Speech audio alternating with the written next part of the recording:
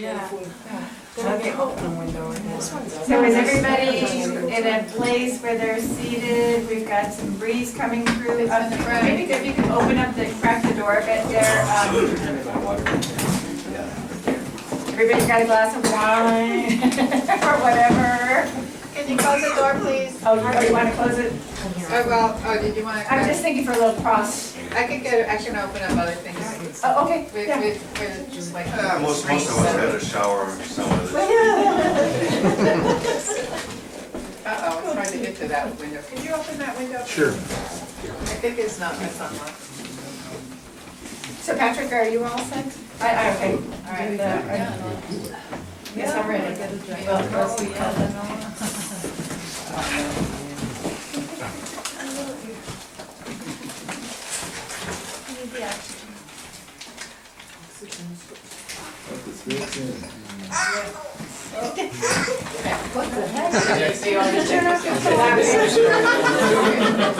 Last call on turning off the cell phones. That's a reminder That's a too. little kid that's saying, uh-oh. That's what she was saying. Okay, well, here we are. I'd like to start out with expressing my gratitude for, is that volume good? Okay. I'd like to express my gratitude for the web of life's loving energy that knows no boundaries of time and place, because I believe it's what's connecting all of our hearts, and it's also what is connecting us to Margo. I'd like to express my gratitude for the support of my husband of 24 years, Steve, our daughter Angela, Margo's brother Bill, who put together this beautiful hand-drawn presentation over here that I would like y'all to be sure to look at.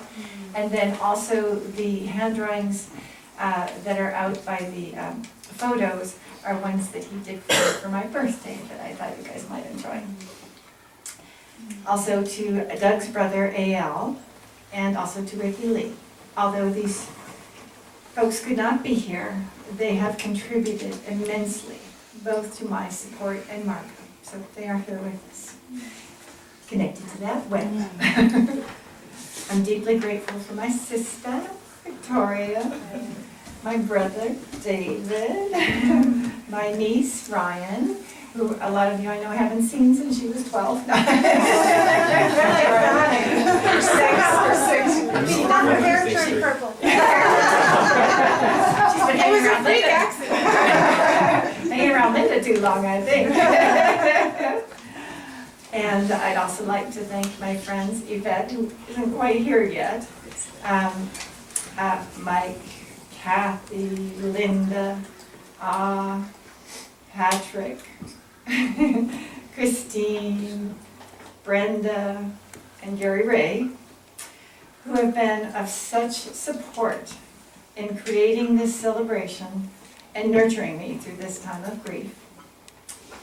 Gary Ray brought the flowers, and for those of you who don't know, Margo is in the vase. It's an Asian urn with a Japanese goddess on the front, and she is surrounded by only men.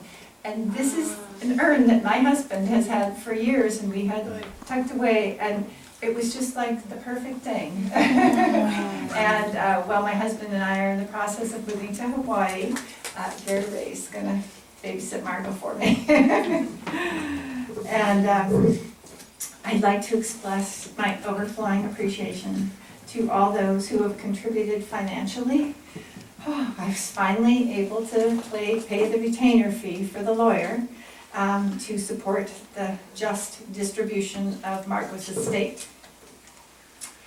And I'd like to thank Alexa, and here at the end of the row, who will be up here soon. She wrote a book about Margo, and including Margo, let me put it that way.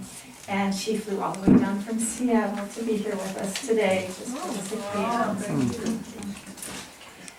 And I'd also like to thank everyone who's here for being here in this celebration of Margo's life with me. Appreciate it. I've been to ceremonies where they speak only about the saintly qualities of the people. and I don't really feel that much connection, to the person.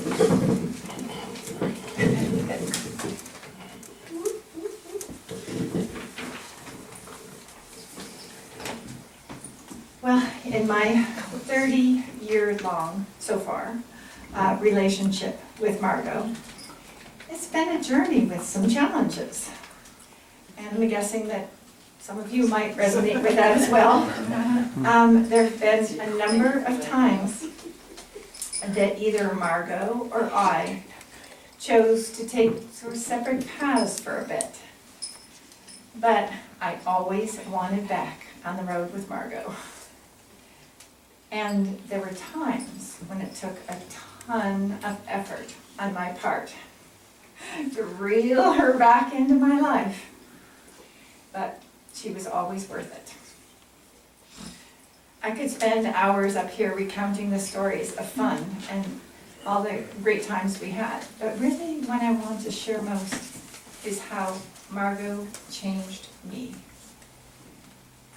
I'm guessing that each of you, there was a time when you felt hooked by Margo. And for me, it was our very first encounter. To me, she was so magnetic, and I wanted more. I still do, goddammit.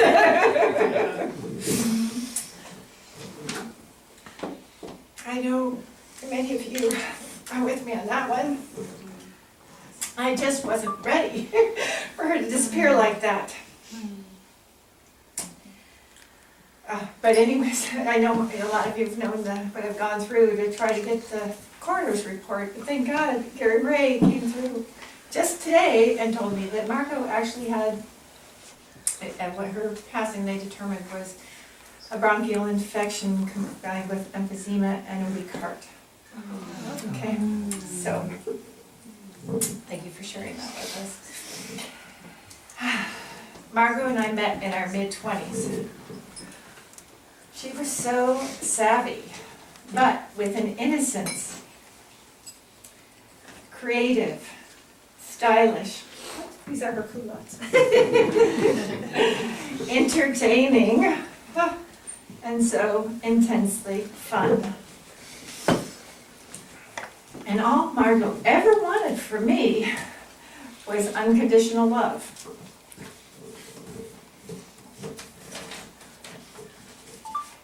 In those early days, I didn't even know what the hell that meant. You guys will let me know if my mascara is please help me. You want a handkerchief, DJ? There was some tissue up here. Right next to Oh, it. yeah. Anybody needs one? I might need one. It's contagious. And I have little packs. Back there? So in those early days, I didn't even know what unconditional love meant. Hell, I was just scrambling to learn what love even meant. I didn't learn much about love in my traumatic childhood, especially unconditional love. And about that same time, I was also learning what it meant to be a friend and to have friends. A number of you were from that time period. I was also discovering my own self-worth. And slowly I began to grow in my self-worth to the point where I was able to claim some boundaries for once. Only to have Margo say that they would not apply to her.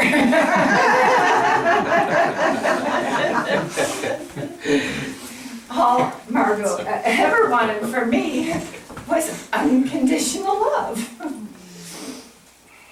And I still didn't know what the hell that was, let alone how to give it to her. About the time that I met my husband in 1990, I felt so devastated when I perceived Margo breaking a number of my essential boundaries and essential values of what friendship meant to me. And she would have nothing of trying to work things out. Oh, Margo loved being the negotiator, but with me, I never received any wiggle room with her in terms of working through things with me, any issue I had. God knows I tried. So, I got married and moved to Hawaii, and Margo moved to Florida. Could us two gals have had any more of America between us? I would need to learn to unconditionally surrender and unconditionally love Margo, or else lose Margo. Well, going through a devastating hurricane and a major legal and major financial challenges supported me in learning unconditional surrender, whether I wanted to or not. And having a child helped to teach me what unconditional love was. Eventually, I was able to get to the place where I could offer Margo unconditional love. And then we connected like family again. In addition to help me growing more into a more loving person, by only accepting that unconditional love from me, Margo also helped me to feel loved by the deep, genuine interest that she had in me.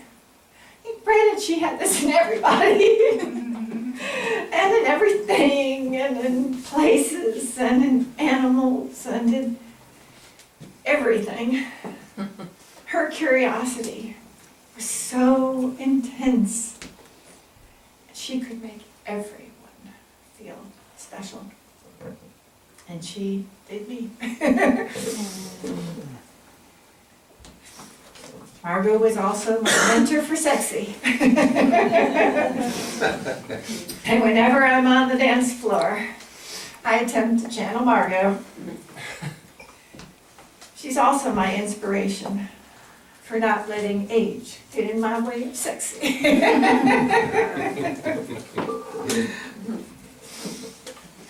In February, I got to spend 11 days with Margo. Practically just Margo and I and Steve. Unplugged again. Just being together. Steve and I decided a while back,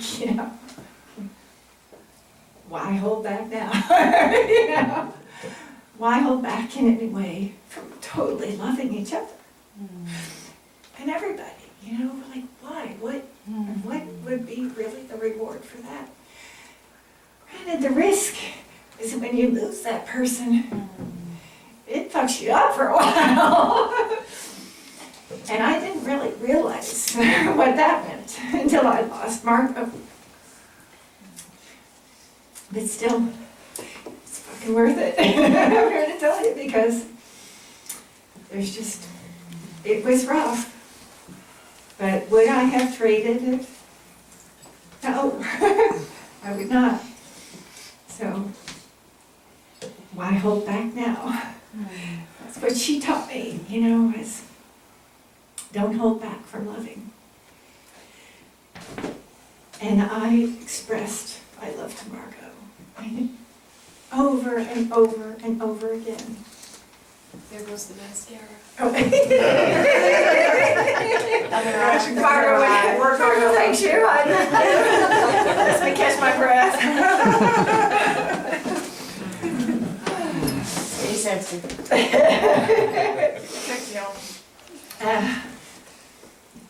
So in February, I expressed my love to Margo. And I know that she got it. And after years of testing Steve in so many ways, and some of you have seen those tests, Margo knew how much Steve loved her. And she also knew how much this man loved her. This is Gary Ray, and I did not meet this man until after Margo had passed. But Margo and I at the last time we were together, we were planning the trip for Margo to finally introduce me to Gary Ray. It's like she was bringing her to the folks. Because Margo was like Steve and my adopted daughter. And so Margo, even then, she always had these ways of testing you.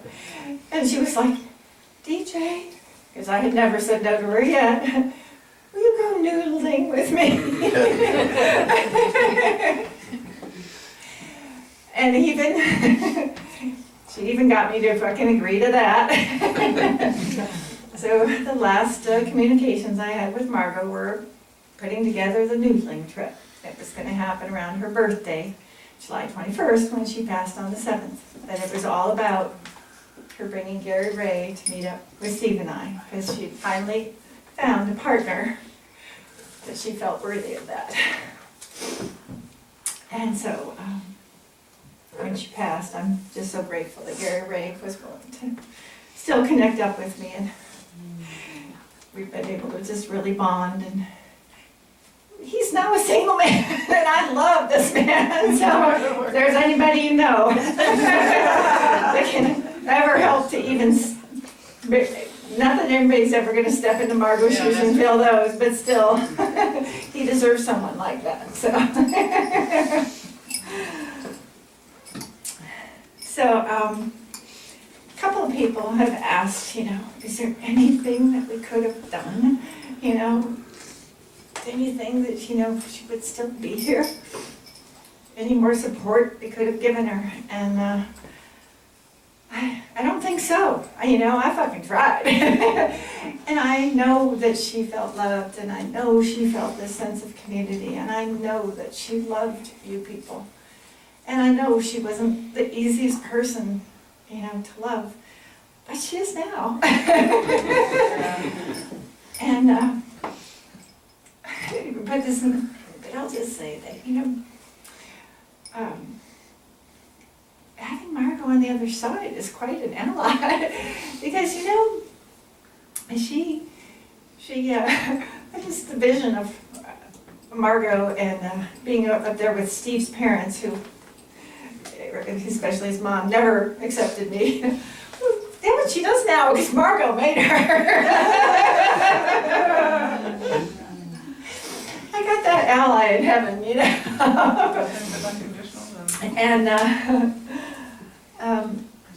And so for me, Margo was and continues to be a journey of further opening my heart. Because she got hold of those heartstrings, ripped them wide open, and she has never let go, and never will. And it would have been really easy to just close my heart, and she left. But I'm not gonna. And it's because of her. So, thank you for all being here. And Christine wants to share first, just because she has to leave for work. But so let's just all just stand up for a minute and take a breath. Have a sip.